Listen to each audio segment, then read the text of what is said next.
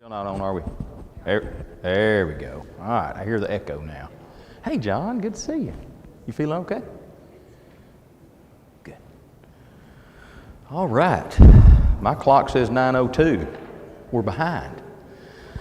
Before we get started, we'd like to take prayer requests. If there's someone that's on your heart and you know of, we need to remember Pat.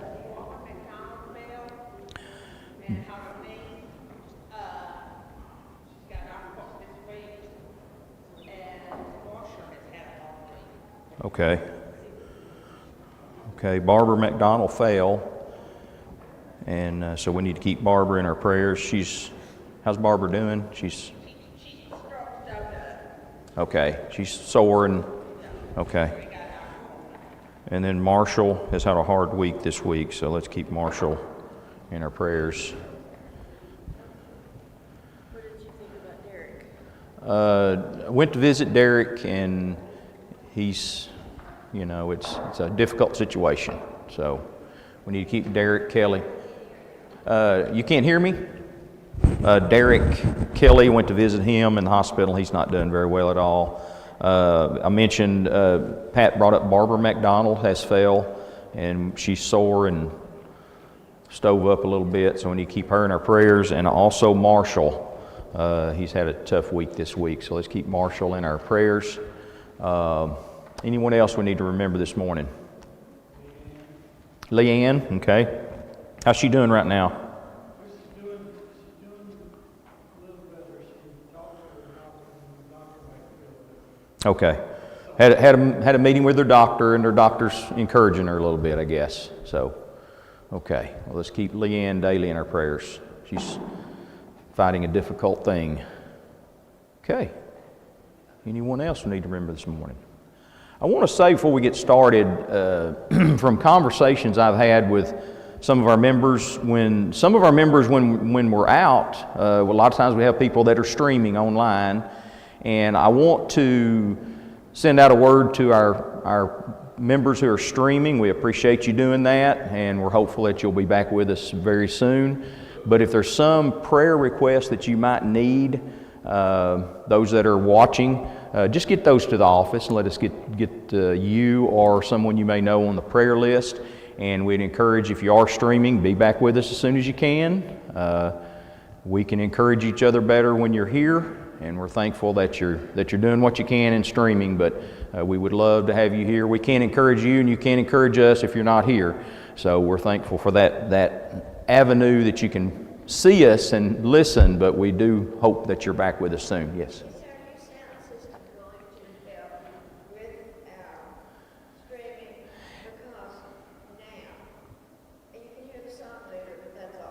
I think it's going to help us a lot. Yes, Steve might have more information on that, but I think it's going to help us quite a bit.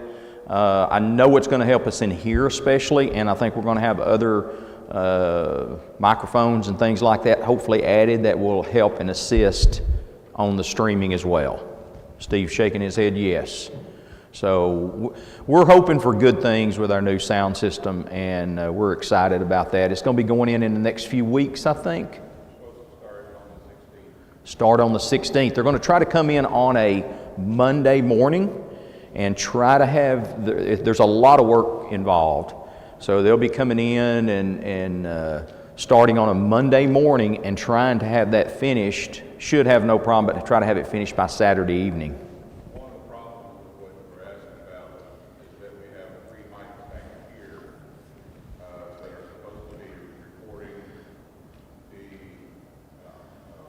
The congregation.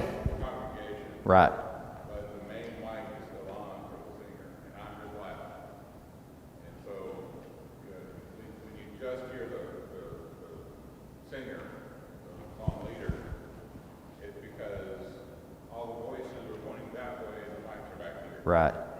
One of the things that's going to be is that there's going to be a mic up front for God. If y'all didn't hear that, our new sound system will we have mics in the back, but our voices are projecting forward. So when you're streaming, you don't hear the song service, you only hear the song leader. So we're going to try to remedy that with more microphones up this direction so we can hear our voices for those that are streaming, will be able to hear their congregation singing better instead of just Steve doing a solo act.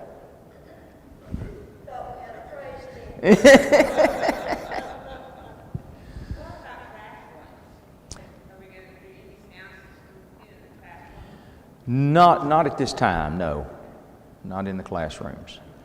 But we fully expect this will help a lot, Steve. Are you talking about a new one for the ladies' class? Yeah, we're going to replace one that failed in the ladies' class. Okay, yeah, that's right. One that's not working. We're going to be replacing the one in the ladies' class that failed. Yes, we will be doing some of that, yes. But that's not a part of this major renovation we're doing. So, very good comments and questions. Okay, let's pray together, and then we'll get started with our discussion this morning. Let's pray together.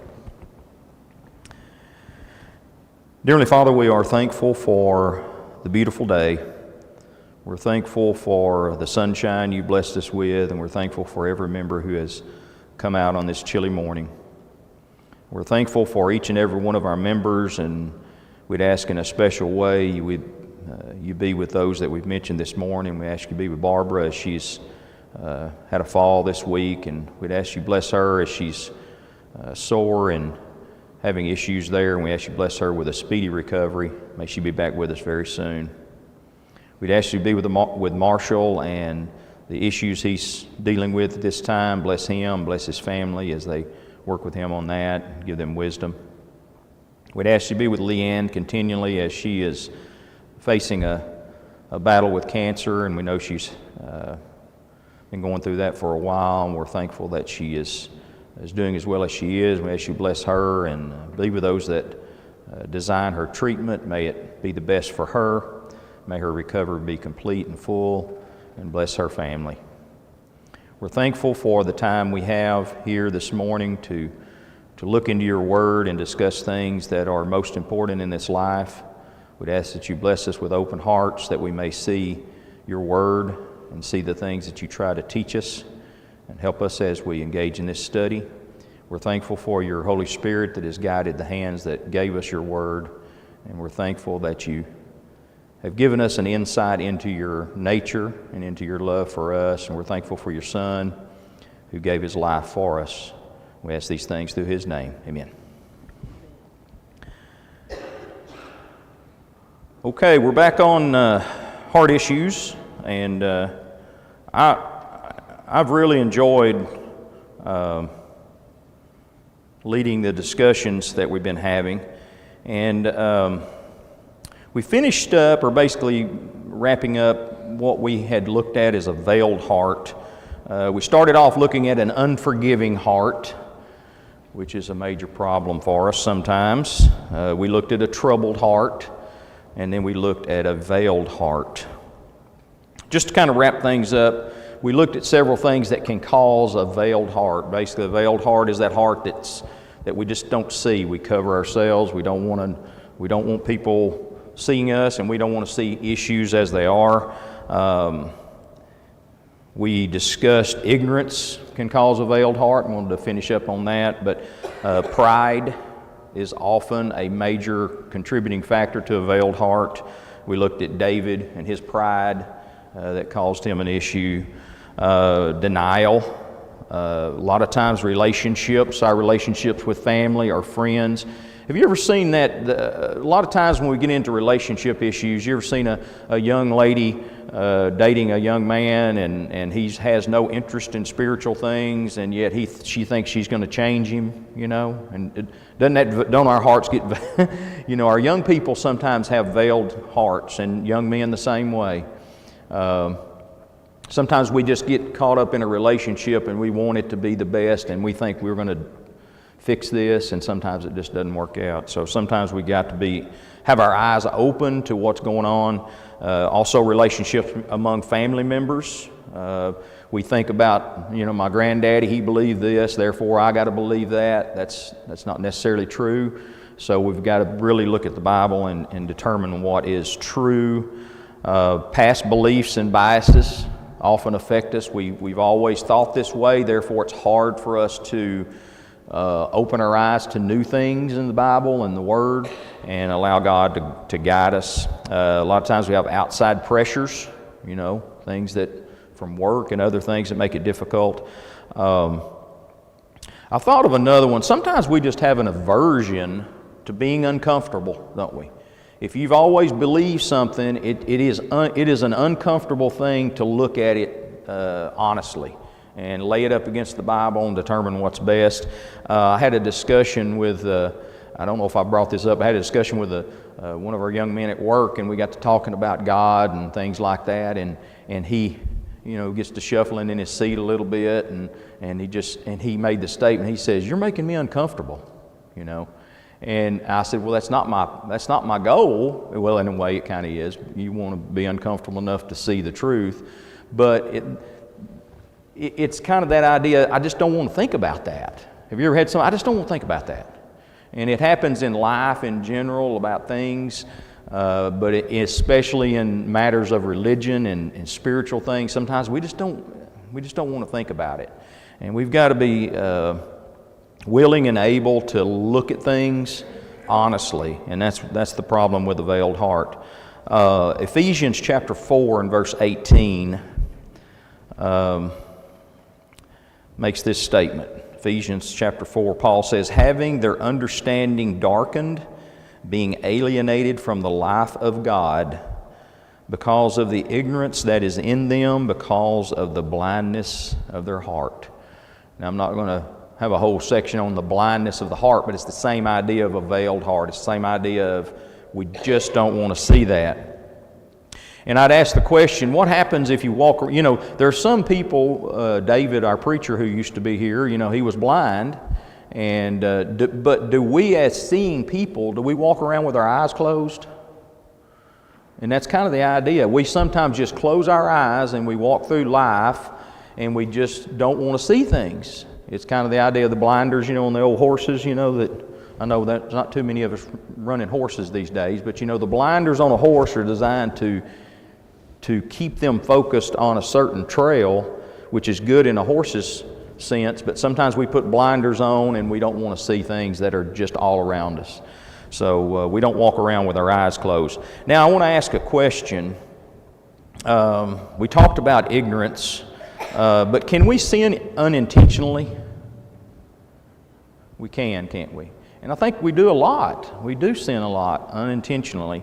And I just real quickly before we leave veiled heart and this blindness that we're talking about, even under the old law, there was a remedy for sinning unintentionally.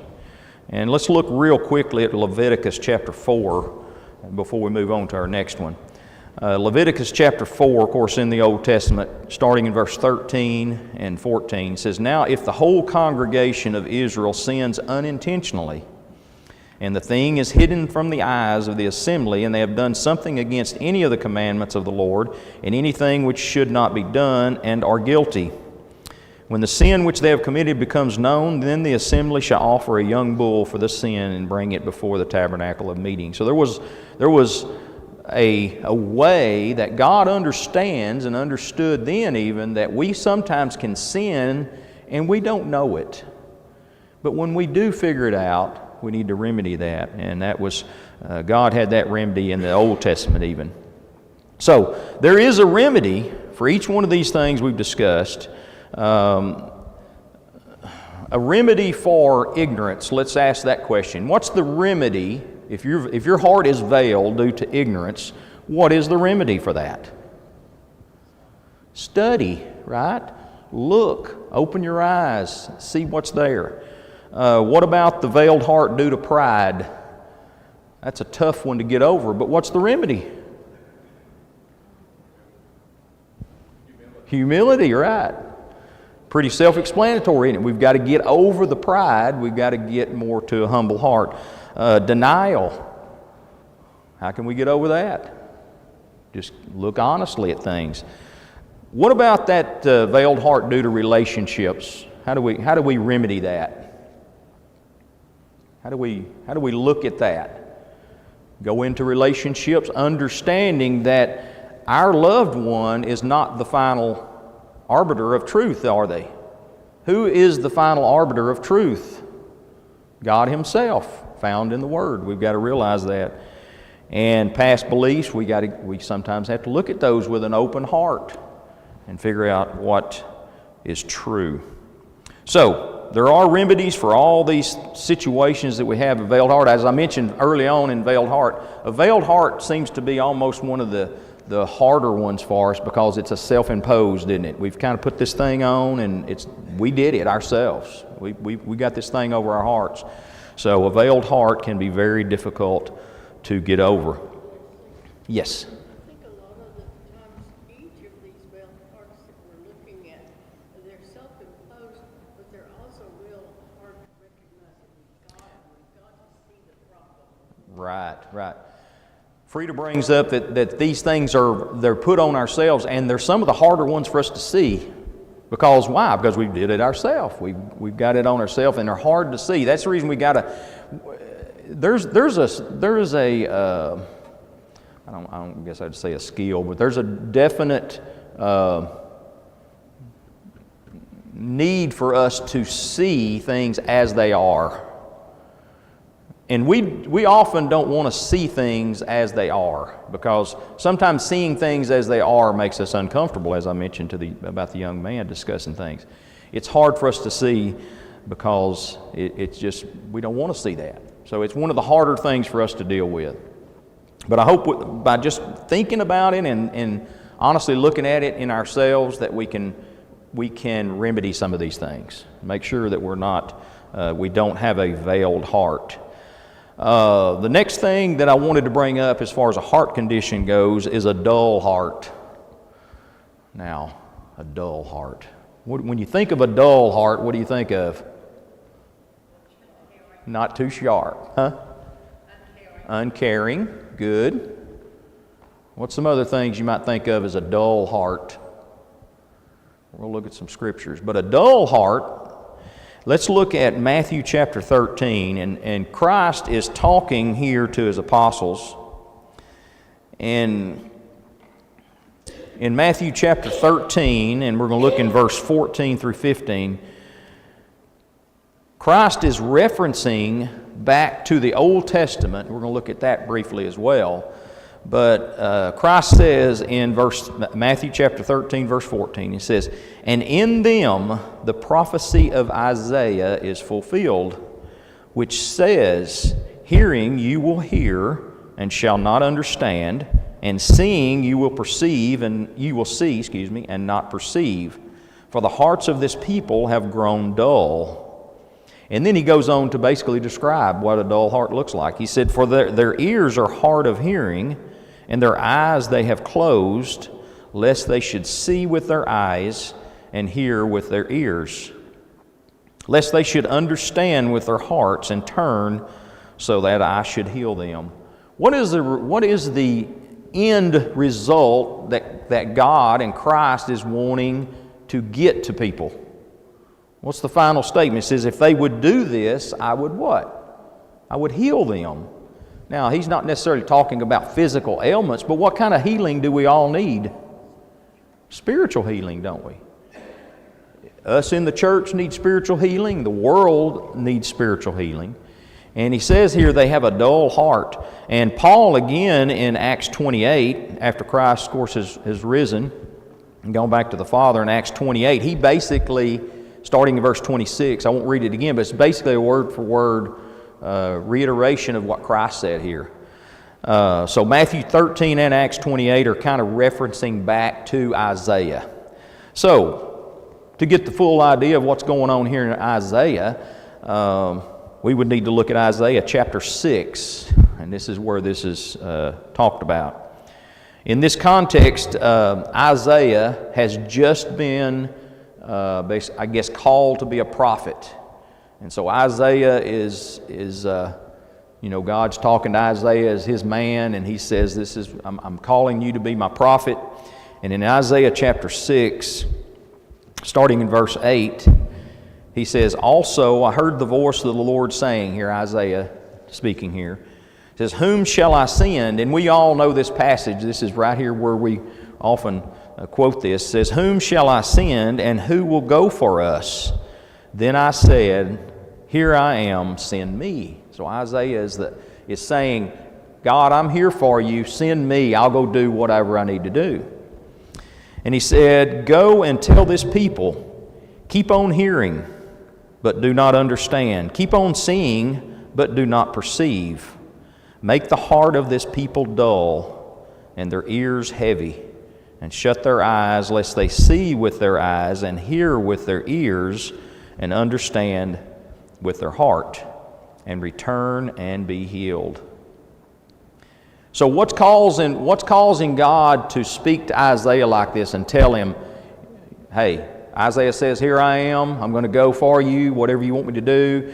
And then God says they're going to keep hearing and they're going to keep seeing, but they're not going to understand. They're not going to do what I want them to do. In just the previous chapter, we see why God is so frustrated with them. And we want to read this in the idea of the context of the idea, do I need to be listening to this? That's the way we always should look at the Bible. It's not just, oh, that's some story somewhere. But the idea is might put us in the place of the Israelites. And we're going to look in Isaiah chapter 5, just the previous chapter, Isaiah chapter 5, and we're going to see why was Isaiah being sent to a people who didn't want to hear and didn't want to see. He's trying to warn them of things to come. But let's look starting in Isaiah chapter 5, verse 20. Woe to those who call evil good and good evil. Now, in today's world, we live in a messed up world. And when you read this, you're going to go, well, that's exactly what we're going through, isn't it? Do we not have our news media and Hollywood and all those that the world, our nation looks up to all these people, but what are they doing? It says, woe to those who call evil good and good evil. Every day it happens, doesn't it? Who put darkness for light and light for darkness. Who put bitter for sweet and sweet for bitter. Woe to those who are wise in their own eyes and prudent in their own sight. Woe to men mighty at drinking wine. Woe to men valiant for mixing intoxicating drink, who justify the wicked for a bribe and take away justice from the righteous man. So we're kind of setting the table there. What's going on? We live in a world that sees good as evil and evil is good, bitter for sweet and sweet for bitter, he describes it. It is a scary situation, but we live in a world that's very similar in a lot of ways. We often think, well, our world is as bad as it's ever been, we think. But this has been plaguing mankind since the very beginning, hasn't it? But we've got to realize that we've got to see things as the veiled heart, but a dull heart here is that we've got to see things for what they are. So let's continue reading. And take away justice from the righteous man. Therefore, as the fire devours the stubble, and the flame consumes the chaff, so their root will be as rottenness, and their blossom will ascend like dust. Because they have rejected the law of the Lord of hosts, and despised the word of the Holy One of Israel. Therefore the anger of the Lord is aroused against his people. He has stretched out his hand against them and stricken them, and the hills trembled. Their carcasses were as refuse in the midst of the streets. For all this his anger is not turned away, but his hand is stretched out still. Who is God talking about here, the dull heart? It's the children of Israel, right? Who would we liken us in the church? Who do we often liken ourselves to? We're God's children. We're God's people. We hold ourselves and say we're Christians. We are God's people. And we are sometimes in the same boat if we put ourselves in the position of the Israelites. Who were the Israelites? They were God's chosen people, set aside for a purpose. The children of Israel were set aside for what purpose? For Jesus to come. He set them aside and gave them special rules and special things that they were required to do to live a certain way, to keep His people special and different in the world. And what happened to the Israelite people? What kind of challenges did they face? They're facing one right here, right? God says they were dull. Go ahead. They were what and dull? They were proud and dull. And you know, it even carried over into the New Testament. A lot of the issues Christ had with the Jewish people, if you remember, the Pharisees and the Sadducees and all the big wigs and of a religious nature had a certain idea about Christ, and they didn't want to see the truth. And pride and all those kind of things got into their lives. So if we are God's chosen people, as Christians, we have come out of the world and we're in the church, how should we look at this passage and look at ourselves sometimes? Any input? What's that? Probably just like them. We need to recognize that even though we are Christians, we can fall into this same trap, can't we? In the Old Testament, God says, if you will do my will, if you will keep my laws, I will be your God and you will be my people. Jesus says the same thing to us. If you will obey my laws, keep my commandments, I will be your Savior. Exactly. Joyce brings up the fact that, during the old law, God said, if you will be my people, I will be your God. If you do the things I want you to do, I'm going to be your God. And doesn't He not tell us the same thing as Christians? If we obey Him and do what He wants for us to do, we are His people, aren't we? But we can stumble, we fall sometimes. That's the reason we're here today, to try to make ourselves stronger. Matt? So what causes a dull heart is when we have the truth right in front of us and we choose not to follow it.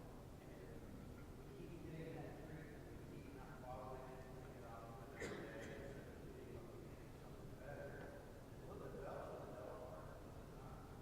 And True. just like Israel had all the false gods around them that were influenced by that, even today, the church is influenced by, false practices and things like that. We have to be on guard. We don't let those things get in the way of what God has taught us to do. Because if we do, we develop a heart. And when we ask what's the opposite of dull, it's just, sharp, right? Matt brings up the fact that they developed a dull heart because if we've got the truth right in front of us, don't we? And we hold the truth and we try to understand the Bible, study, figure out what God wants us to do. But if we allow, just like the Israelites allowed, God said go into the promised land and wipe out all these other countries, and God had a reason for it. God is wiser than we are. He's wiser than they were. And He said, go in and take care of business, because if you don't, they're going to influence you. And what happened? That's what they did. He warned them up front. And the same thing Matt brings out, that we live in a world that tries to influence us from every direction. And don't we as Christians allow that to happen? We're just like the Israelites in the fact that, that's not going to affect me. That's not going to get into my life. But yet, we are just, if we allow the world, let me ask you this, what is one of the major influences on our lives today? Can you give me a few that may not be the best? Internet. The internet is a plague on society. And I use it all the time. But it is a serious, serious issue. When I was a kid, what was the big influencer? television, television, television's small potatoes, isn't it, compared to what's on the internet. And it affects us. We allow it to affect us in so many different ways. We allow it to discourage us. Let's just say in general, the world. The internet's included, okay? Television, media. What else can cause us to be dull as Christians? What do you do with a knife when you want to make it sharp? You sharpen it. You get it out on a stone and you smooth it, don't you? And you make it better and you make it sharper. Can you take that same stone and just dull that thing? Have you seen some of the commercials when the guy's saying this knife is indestructible, and they bang on it on a rock and drag it like this, and then they slice a tomato with it, just like hot butter. I'm sure a lot of that is not as true as they show it to be. But what do? We take ourselves and we dull ourselves against the world, and we just, we need to be sharpening ourselves. And I'm talking to me as well, because what happens is when we allow the outside world to get into our lives, it makes us less receptive and less sharp with what God wants us to do. Our young people today, if you hear some studies about our young people, and so they're so enthralled with the internet and so many things that are going on, and Facebook, and kids don't use Facebook like they used to, but they have a lot of these apps that they use. And what is the state of a lot of our young people? Have you heard studies on some of that? What is the state of our I'm talking about young people in general. There's some of the, go ahead. Very depressed. Very depressed. Our young people in America are as depressed as they've ever been. More depressed than they've ever been. And why do you think that is? If we're allowing the world to get into our lives, and I'm talking about the world in general being depressed and all those kind of things, but we can allow that to happen to us as adults too, can't we? Can't we be dulled and depressed by the world if we're allowing ourselves to be influenced by what's out there? It's some of the most distressing things you can think of. But let's say we go online and we see, well, look how awesome that family is. Look what all the things they're doing. Look at all the fun they're having, and I'm barely making it. And all these people, look at everybody around me is just everybody's. When you take your family photos, when you set your picture up on the wall, what do most of your pictures look like when you're taking your family photos? Everybody's grinning. It's kind of funny to look back at the old pictures back in the. You look at the pictures you dig out of your great-great-great-grandpa. What do they look like? Man, they look like they're so depressed they don't even. Everybody's standing real stoic, and you're thinking, man, they must have just came in out of the fields or something to get their picture taken, and they're all tired. And well, if you really know the situation, a lot of it was the photography was slow to develop. So the photographers a lot of times would say, stand very still. So a smile is kind of hard to hold. So they would just say, stand as plain and just as, no emotion. But we look at them and we go, wow, look how depressed they were. Which they probably weren't at all. They were happy and joyful in life, just like we are today if we're happy about something. But when you put that picture up on the mantel board, it's not everybody going, oh well, I hate to be here.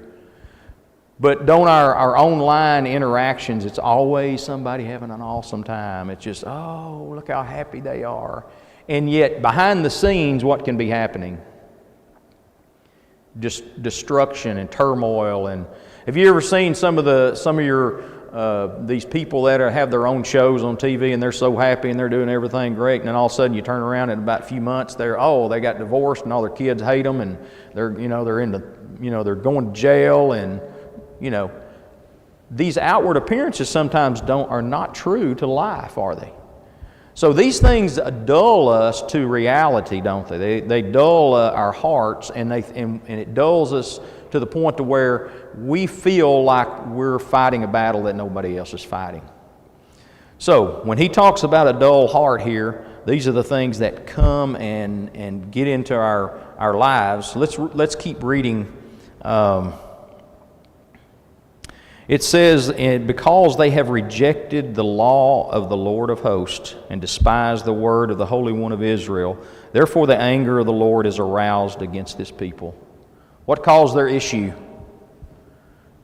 They lost sight of God and who He is and what He wants for them. Can we do that in the church? We can lose sight of what is most important, and we allow the world to get it. And I think it's affected our congregation. I think it's affected the church, the worldwide, especially in the United States. If you look at numbers of people who attend church regularly, what are the numbers looking like? You know, we had Rob Whitaker come in on his evangelism seminar, and we are trying to motivate our members as well as everyone here to reach out and try to reach people. And if we don't, it's going to be rough.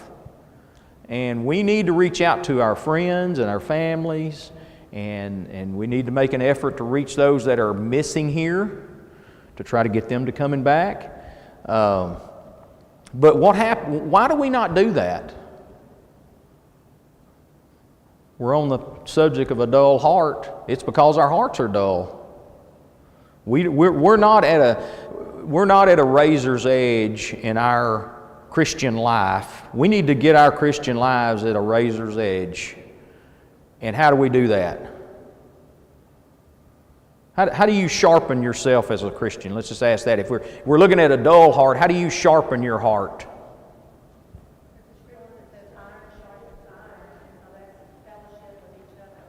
Good. Iron sharpens iron, Molly brings up. And I don't know where that verse is if somebody wants to find it. So iron sharpens iron. Molly brings up the point that should we not be sharpening each other? Making each other better? Because as I mentioned at the first of the class, we have members that are out. We want everyone here because you can't sharpen me if I never see you. I can't sharpen you if I never see you. And if we're supposed to be helping each other through this life, sharpening each other, making each other better, that's the idea, isn't it? Matt.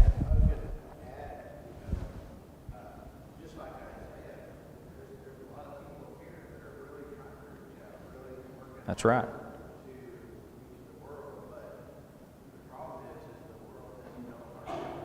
Right.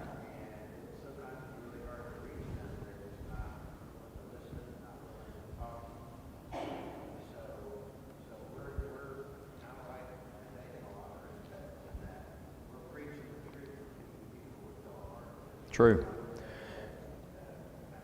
Matt brings up that we have members here that are trying to reach out and do things, and I know of a lot of good things that sometimes other people don't know about that I know somebody's done, and I know good things they're doing, and people are trying to reach, ways that they're trying to do it. Sometimes we don't see those, but it's a matter of us working together. And Matt brings up the fact that the world is there's a lot of dull people, and I don't mean that dull personality, but you know what I mean. The world is a dull place. It is a place that does not care. But are there not individuals in this world that are ready to hear things, though? There are people out here around us that are interested, that could be interested, that might be that, it's that person. And we talk about in our evangelism efforts that, we have a list of people that we're trying to reach. And of those people, what do we think we're going to get? I think Cody probably knows the number. What of the people that we try to reach out to, we might, 1 out of 10 maybe. 1 out of 10. And that's discouraging in some ways, but should that not encourage us that if we just keep plugging and keep going, that 1 out of 10 is who we're looking for. Who are we looking? We're looking for that person that will respond and obey the gospel.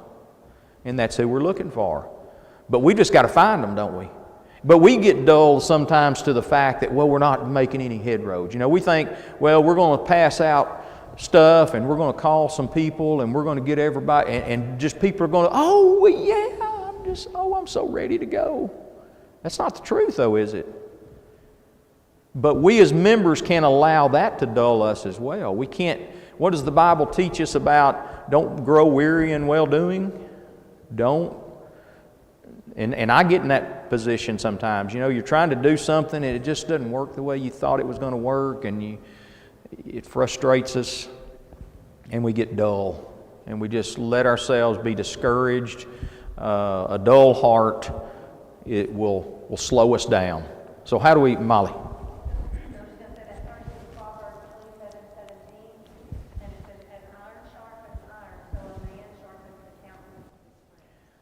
Iron sharpens iron, and so a man sharpens the countenance of his friend.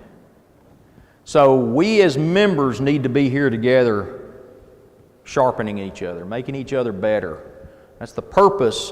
Was God not wise beyond belief? He is, of course.